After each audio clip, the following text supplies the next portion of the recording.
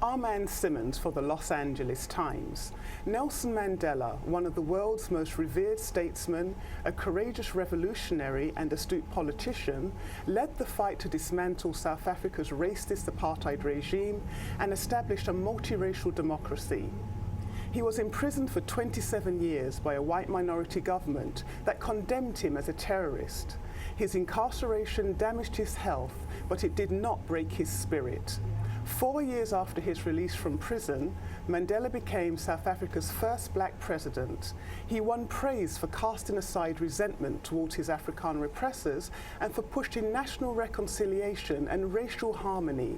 For these efforts, he won a Nobel Peace Prize. Times deputy managing editor Scott Kraft spent 5 years as the paper's Johannesburg bureau chief between 1988 and 1993.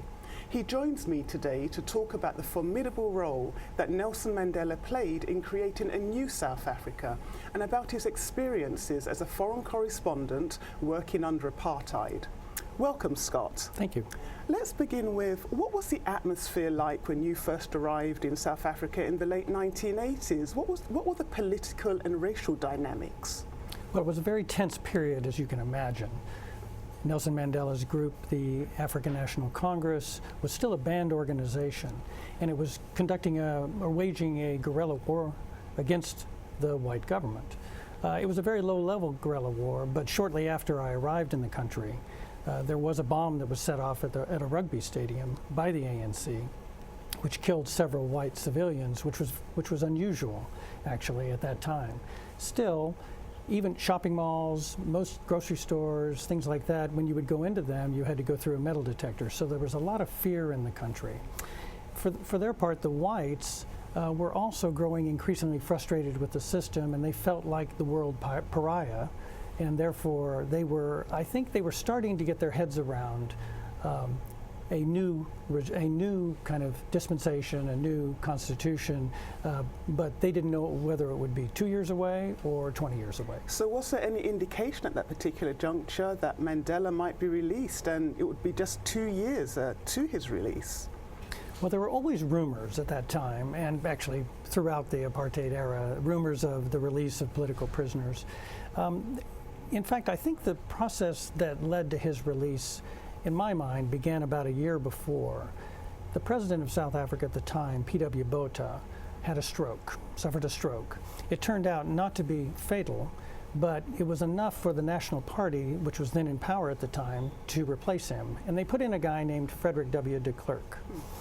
At the time, most political analysts felt like de Klerk was actually more conservative, or at least as conservative as Botha. But they turned out to be wrong. And about 10 months into his tenure, in late 1989, he began dismantling some of the apartheid laws.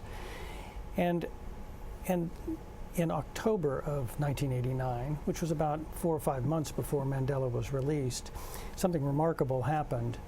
He released several of the men who had been defendants with Mandela back in the Rivonia treason trial. Right. And I remember that morning very well because we all went to Soweto to meet them, and they came with a police escort. And these were men who had not been seen in South Africa in 25 years. And they were in their 60s and 70s, and they were graying and stooped. And it was a remarkable moment. And then we found out later, of course, that Mandela himself had negotiated with the government for their release and wanted them to go first. And of course, Mandela then is released in 1990, in February of 1990, and then becomes South Africa's first black president in 1994. How would you characterize his tenure as president? Was he able, for example, to foster the type of national reconciliation and racial harmony that he so sought? Well, I think he was pretty successful in that. It was quite a task at that time, as you can imagine. And of course, 4 years passed before he became president. And during that period, he had to negotiate with the white government. He had to make a lot of compromises to make that work. And by the time he then became president, I think the country was ready for him. But the country was not quite ready to just change overnight. And of course, there was some criticism of Mandela. Even this icon wasn't kind of protected from criticism. There were those, for example, who said that he should have been a bit firmer or not so forgiving of the white population because of the misery that they had caused black South Africans. Did he really have any choice but to become the so-called reconciler in chief, if you wish? He probably didn't. But it is you make a very good point. He did get a lot of criticism, especially from the left, from other more radical blacks who felt that he was not moving fast enough to redress